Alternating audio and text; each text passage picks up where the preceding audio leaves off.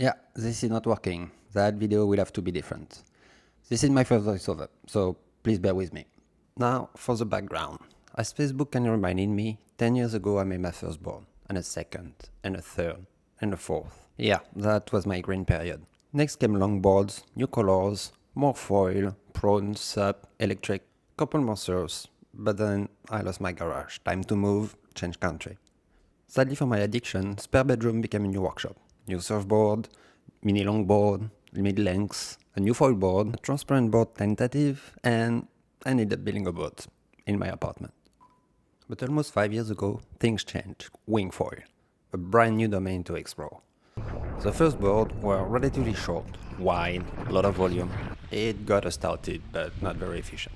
That's when I played with CNC, sandwich, carbon everywhere, and that's when the downwind style started. More volume, longer, narrower, good planning speed, even too much volume sometimes. This one ended up very corky, even if it was taking off great. Finally I got to this shape. That's still my current wingboard. It works magically. Plus 10 liters, 7 something long, not too wide but wide enough to be stable. And then I moved into the full downwind boards. My goal was to start paddling up. Definitely still working on that skill. It will take a while. But what now? Someone on the internet planted that evil seed in my mind. How about a hollow board? I have a corporate job, so sorry, it's PowerPoint time. What you see here is a cross-section of a board. There are a few ways you could make a hollow board. For production, you make a mold outside of your shape. Then you can lay up your material inside, make a sandwich. Pop it out and you have your hollow board. But making a mold is expensive, time-consuming, and wasteful. So the solution could be to take a regular board that you like, lay up around it, split it, remove the board, and then you can put it back together. But you need a shape that you already know and like. But if I'm making a new board, I want to try something new. The other solution that's regularly used is to take a blank, split it, hollow it up, put it back together, and do a regular layup around it. This works great, but you leave a lot of foam inside, so the gain is still minimal. And I want to play with sandwich anyway. So the solution I'm choosing is to make a board, remove the center, build sandwich for the deck and hull, and then glue all that together, with regular layup on the rails. In this video, I'll focus on testing different core materials, different fiber I can use for the sandwich, and how to put all of that together. Just to be perfectly clear, I will not be very scientific about it. It's more an exploration. I'm just trying to get a feel about the stiffness and strength of the panel I will get, which process I can use, and are compatible with the way I plan on making the board. The core material I'll be testing are two different grades of Nomex honeycomb, a 10mm 48K and a 3mm 29K. Those are the two brownish you can see on the screen now. I'll also be testing 5mm easy cell PVC foam 75K and a 10mm raw cell 31K. I used the PVC foam in the past to do a sandwich and to reinforce my full box. Honeycomb is widely used to make lightweight panels, and raw cell is potentially the wild card, but quite expensive. For the fibers, I'll check a few different types of carbon, some glass, and a mix of carbon Kevlar. I'm making all the panels big enough so that I can cut them back to 16.5 cm by 30 cm. This is just laziness. That will let me weigh the sample, multiply by 20. It will be useful later to get a surface density and see if it makes sense to actually make that hollow board to save weight. For that first round of test, I will keep it simple. I just want to see the difference between the core when used with carbon and a hand laminate. No vacuum, no special fiber. The resin I'm using is Sycomin Surf Clear Evo. That's the one I'm using for all my boards. For that first batch, I mixed twice the weight of the fiber. The idea is on the one side I will use peel ply, which will suck up some of the resin, and I want the laminate resin rich to make sure this is not the weakest point. For the foam core, it's possible to saturate the fiber on top of the core itself. But doing the same thing on the honeycomb would just put a lot of resin inside the cells themselves. So it's better to saturate on the side and then apply the saturated fiber on top of the sandwich. This is good to keep in mind because that will impact how to make the board at the end, which process can be used and which one are not suitable. When applying the peel ply, I added drops of resin here and there to ensure a good saturation.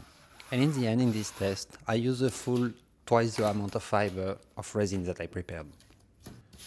After drying overnight, time to remove the peel ply and see what the panel look like. The sound is a really good indicator of the quality of the bonding.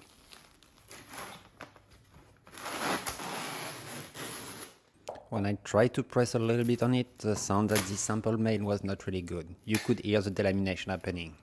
And you see here that the top layer is not adhered completely.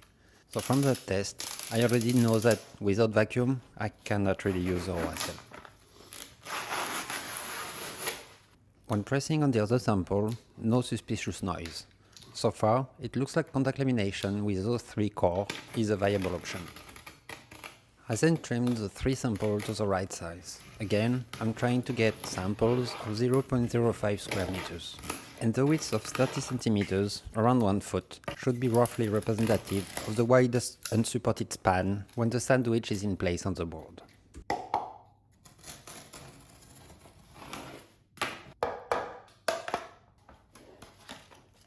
Next, I weighted each sample to get an idea of the surface density. That will tell me how much foam needs to be removed using a sandwich become lighter than having foam plus regular lamination. For the second test, my goal was to see if it was possible to first build the skin by themselves, so just fiber and resin, let it cure, and then try to bond that to the sandwich. When just building a fiber sheet, it's much easier to optimize the resin content and get a mix ratio of 1:1 roughly. In this test, I included 5 different fibers, 2 different carbon weaves, 200 gram twill and 210 grams plain weave, 3 different type of glass left over from previous project, 300 gram biaxial with a lot of gaps between the weave, 200 gram plain weave and 100 gram plain weave. To be able to bond the skin to the sandwich, I needed to use peel ply so that I had a surface that was ready for bonding without additional sanding.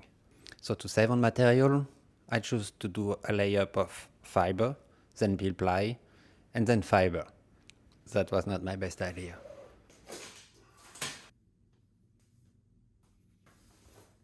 Again, after curing overnight, it was time to try to separate the different layers. The carbon sheets was the least painful to separate. Because they are stiff, I needed to be careful not to bend them too much, to not break the fiber, but they came out okay.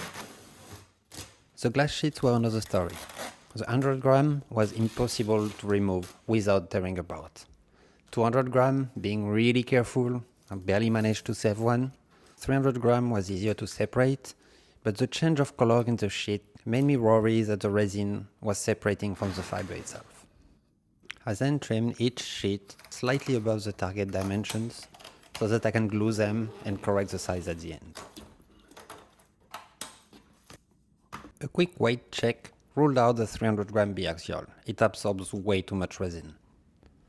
And when comparing the weight of the different carbon fiber sheet plus the core to the panel already made, even accounting for the fact that the sheets was slightly bigger than the final size, there was very little room for the additional resin needed to bond everything together. As everything was already cut to size, even if it was not very promising, I finished the test to answer my initial question. Can you bond cure sheets of fiber to a core without vacuum? And it will probably answer a secondary question anyway. Can you bond only one skin to the sandwich and bend it before you apply the second skin? Because in the end, we're making a board, so even the deck can be flat, the sandwich for the bottom need to follow the rocker.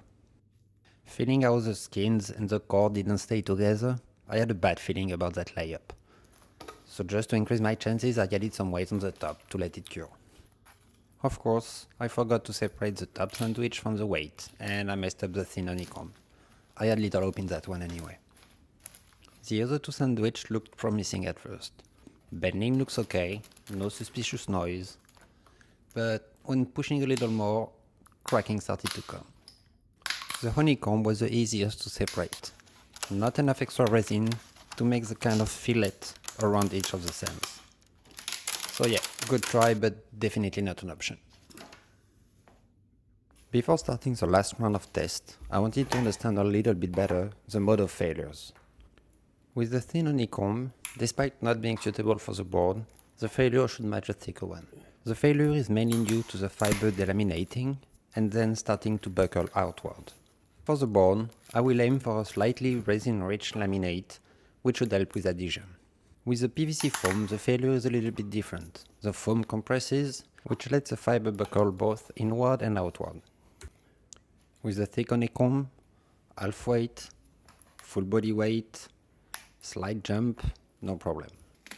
By now, the thick honeycomb is a really good candidate. PVC foam with a higher density will be more difficult to use. So for that new round of tests, I'll focus on using honeycombs, but as delamination was clearly contributing to the failure, this time I will apply wet fiber onto honeycomb on both sides and then put everything on the vacuum. As I know carbon is already a good candidate, I took the opportunity to test different fiber. The yellow and black one is carbon Kevlar mixed and some glass fiber.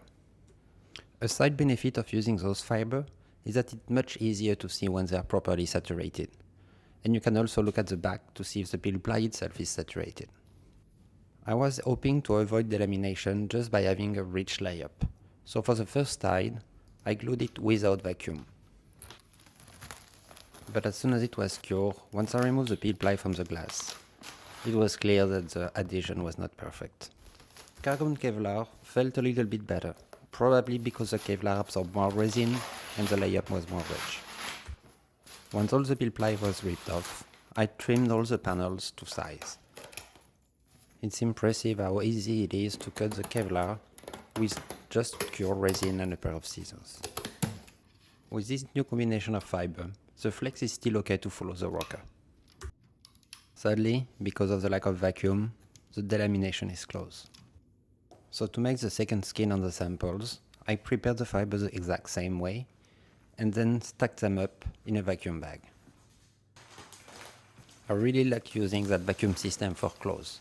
It's very simple to use, no leak because of the way it closes, and with a manual pump you can achieve a decent vacuum fast enough. Because there's no leak, no need to add vacuum later. And the next morning, time to open the package. After trimming everything to size, time for the stress test. Carefully place the side cured on the vacuum on the top, as this is the one most prone to delamination. But still, Kevlar has a much lower compressive strength, so in the end this fabric is half as resistant as the other carbon I used. Ripping off the top layer shows a good adhesion, but still some areas lacking, so I need to rethink my vacuum procedure. So for that last test, instead of stacking the sample in the vacuum bag, I will place each sample side by side. That will ensure the pressure is applied to all the surface with wet fiber. And this time, I'll use a strip of breather to ensure that the vacuum is spread through the whole bag. For this final test, I will be using the 210 grams plain weave carbon fiber. And because I'm now sure I will be using vacuum to bond the skins, I brought back Duracell for a second chance.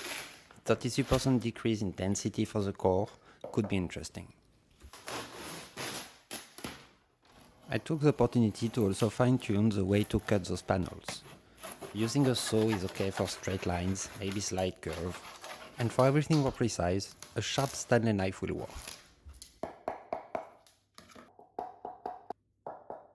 The sound of that last sample made me very optimistic. From a weight point of view, the two new samples are better, with a small advantage for the Duracell. But for the destructive test, one side delaminated and buckled outward, and the other side did the opposite, with the foam compressing and letting the carbon buckle inward. But not a creak from the carbon with the honeycomb 10 mm. We have a winner! Now back to the board. To be able to put some numbers on it and see if my idea is viable, I drew in Fusion a model of the board I intend to make. Looking at a section of the board, this is how I plan on hollowing it out, and then add grooves on top and bottom, where I'll be gluing the deck and the bottom. From what I learned during the test, the sandwich will be glued on the board with the inside skin only, and then I will add the top skin overlapping on the rails. Now, for the numbers. This board will be around 105 liters. I set up Fusion to consider 17 kg per cube meter, and the blank will be 1.7 kg. With the center remove, the weight is now 660 grams, which is more than a kilogram saved from the full blank. Sadly, this won't translate to the final board. The sandwich will be heavier than a regular skin. As the rails will have a regular lamination, to understand the weight I'm adding back, I just need to care about the surface that will go from regular lamination to sandwich. The deck will be roughly 0.6 square meters, and the bottom 0.3 square meters. When I usually laminate my board, I use 200 gram carbon plus 100 gram glass. All that with a 1.5 resin ratio. So my regular skin is around 750 grams per square meters. As the panel I ended up choosing is 1.4 kilogram per square meter, I will only actually add 650 grams per square meter. For the 0.9 square meter I'm replacing, that's only 600 grams. So that solution would remove a kilogram, add 600 grams, so 400 grams saved. I'll need to glue the panel in, so a little bit less saving, but using panels I can probably optimize the box reinforcement. That whole project is clearly not a sure thing. Will it be lighter? Maybe. Will it be difficult to make? Surely. Will it be stronger? I have no idea. Should I try to do it?